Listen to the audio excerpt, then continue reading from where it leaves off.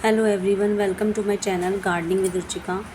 और summer flowering range हमारी चल रही है, उसी में हमने लेके आए हैं आपके लिए एक सुंदर सा प्लांट जिसको कहते हैं पर्सलिन। अगर आपने इसे नहीं लगाया गर्मियों में तो समझ लीजिए आपने कुछ नहीं लगाया, क्योंकि ये एक ऐसा प्लांट है कि जो कि आपके गार्डन में आप जितना इसको प्रोपगेट करेंगे उतना फैलता चला जाएगा। और ये है एक्सोरा, जो कि मैं नर्सरी से लाई थी अभी।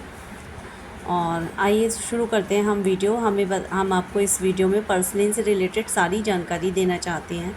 बेहद प्यारा सा प्लांट होता है ये पर्सलिन। छोटे से फ्लावर होते हैं इसके।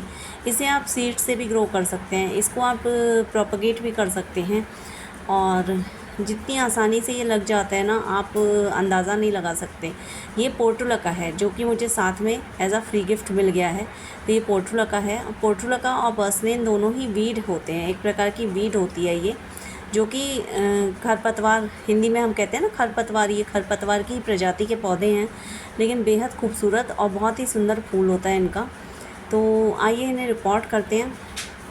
और रिपोर्टिंग के लिए हमें हैंगिंग बास्केट में अगर हमें प्लांट लगाना है तो हल्के से हल्का मिक्सचर बनाना है। उसके लिए हमें क्या करना होगा, हमें सैंड मिक्स सॉइल और साथ ही साथ ये फर्टिलाइज़र जो मैं लाई हूँ, मिक्सचर फर्टिलाइज़र, वर्मी कंपोस्ट, और इन सब चीज़ों को मिला के हम इसकी सॉइल मिक्स को तैयार करेंगे।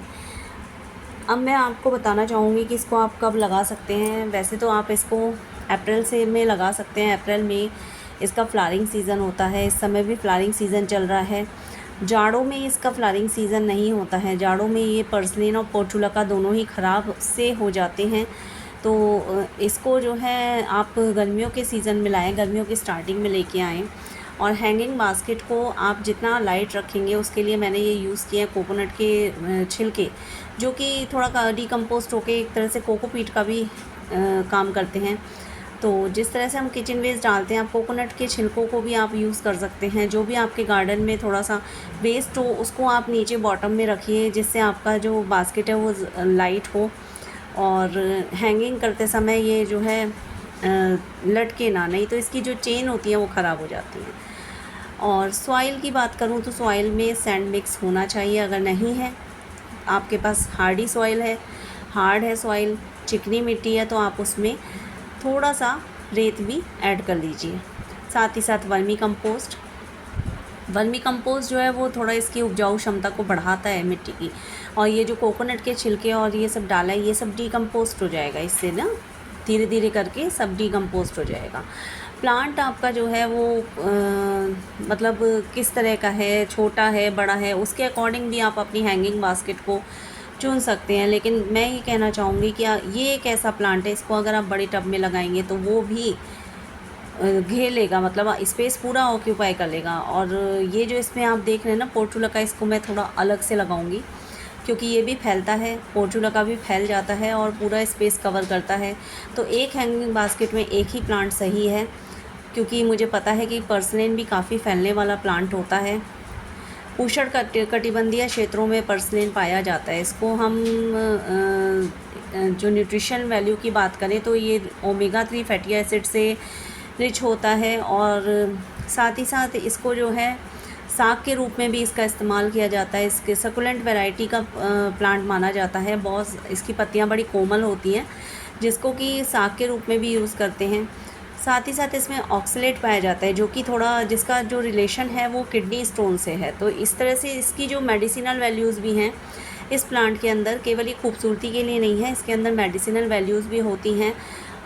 ओमेगा 3 फैटी एसिड है और बहुत सारे खनिज इसके अंदर पाए जाते हैं।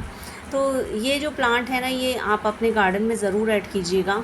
इसकी लीव्स को आप अपनी सैलड भी यूज़ कर सकते हैं, आप किसी सब्ज़ी में भी डाल सकते हैं थोड़ी मात्रा में, क्योंकि अति हर चीज़ की बुरी होती है। अगर हम हर चीज़ अपने खाने में डालेंगे तो हमारा शरीर जो है वो किस चीज़ को किस रूप में ले रहा है ये हमें भी नहीं पता रहता। तो हमें जब भी कोई फ़र्स्ट टाइम कोई चीज़ हम या कोई मेडिसिनल प्रॉपर्टी वाला प्लांट या कोई जड़ी बूटी अपने डाइट में ऐड करते हैं, हमें थोड़ी मात्रा में ऐड करना चाहिए, जिससे हमें पता चले कि इसका इफ़ेक्ट हमारे बॉडी पर क्या हो रहा है। और इस तरीके से हम इसको रिपोर्ट कर लिया है। साथ ही साथ हमने आपको बता दिया कि इसकी जो सॉइल होती है उसमें आपको सॉइल, गार्डन सॉइल अगर आप 50% ले रहे हैं तो 30% उसमें आप वर्मी कंपोस्ट, कोकोपीट, थोड़ा सा मिक्सचर खाद आप डाल सकते हैं। मिक्सचर खाद या फिर नीम खली, इस तरह की चीज़ें आप इस्तेमाल कर सकते हैं। घरेलू फर्टिलाइज़र का अगर मैं कहूँ तो केले के छिलकों का फर्टिलाइज़र बहुत अच्छा काम करेगा, बहुत ही भर भर के आपको फ्लावरिंग देगा। और फुल सनलाइट वाला प्लांट है, सनलाइट इसको पसंद है। जहाँ भी आपके अच्छे से धूप आती हो ना, वहीं पे आप इसे प्लेस कीजिएगा। जैसे आप पोर्टुलका का ध्यान रखते हैं वैसे ही सेम पर्सलेन का, दोनों की प्रॉपर्टी सेम है, दोनों का आपको सही तरीके से इसी तरीके से ध्यान रखना है। और ये इसका प्रोपगेशन मैं आपको बता रही हूँ कि बहुत ही ईज़ी प्रोपगेट हो जाता है, बहुत ईजीली प्रोपगेट होता है, आपको कोई टेंशन लेने की ज़रूरत नहीं है। अगर आप जैसे आप नर्सरी से प्लांट लाते हैं ना, आप उसको ऊपर से ट्रिम कर दीजिए। ट्रिम करने से क्या होगा, ये बहुत सारी ब्रांचेस निकल के आएंगी, इसमें साइड ब्रांचेस निकल के आएंगी और ये बहुत भर जाएगा आपका गमला पूरा।